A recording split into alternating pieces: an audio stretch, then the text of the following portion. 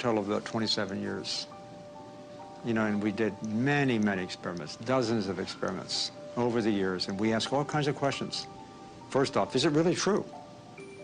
An animal protein, in this case cow's milk protein, that it can increase cancer? Well, we established that point in spades. It was absolutely true.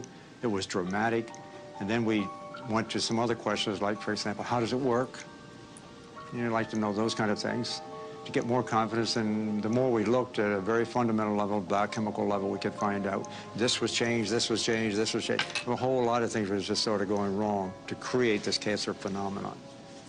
And then we got to a point where we could actually turn on and turn off cancer development just by giving them cow's milk protein or taking it away. That was dramatic. All of a sudden, here's cow's milk protein, the most sacred of all nutrients, I think, as we've been educated. It causes cancer. It's ridiculous. And the information we got on cow's milk protein would make it the most relevant, significant chemical carcinogen we consume. Now, the question is, you know, why doesn't the public get to know this? Conflicts of interest statements are important, very important, almost sacred. And that's supposed to be open to the American public. And it's just readily available, so that everything's transparent. That's the story. Well, Dr. Bernard's organization went to the USA and said, we'd like to see the conflicts of interest statements on these 11 people who were on that panel. Because he knew, and I knew, and some others knew, that there were biases there. And we wanted to see how well it was stated on their personal conflicts of interest statements. The USDA would not give them those conflicts of interest statements, even though it's a law that is supposed to be transparent. They had to go to court to get the court to force the USDA to let them see the conflicts of interest statements. Their principal interest is protecting the livelihood of the livestock and dairy industry in this country. They also are the ones who then take this report and put out a very practical message for the public called Dietary Guidelines for Americans. Organizations that actually allow this dairy, the school lunch program to exist, and the WIC program, and food sold and made available in hospitals, I might add. Those are three big programs, big federal programs. Those programs are offering food that are nothing more than the garbage from the dairy and livestock industry. They're subsidized. If a school wants to have access to the school lunch program, and they almost all do, they have to agree to offer the dairy option.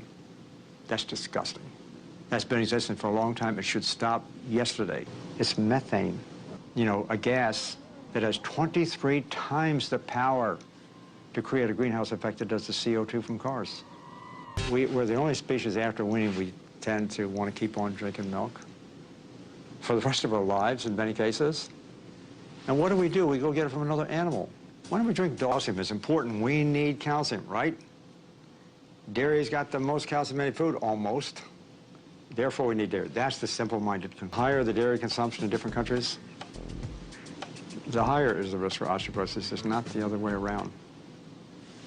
Like the dairy industry, I mean, they've been getting away with that yarn for quite a number of years. But although they still say it's good for your bones and teeth, I don't know what good for, you know, what are they talking about?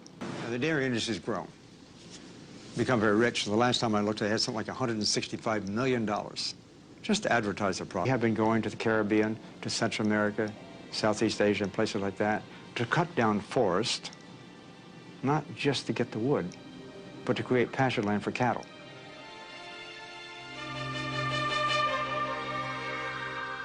You know, the big industry corporate types, they'll go in there, we want this, they'll kind of set it all up.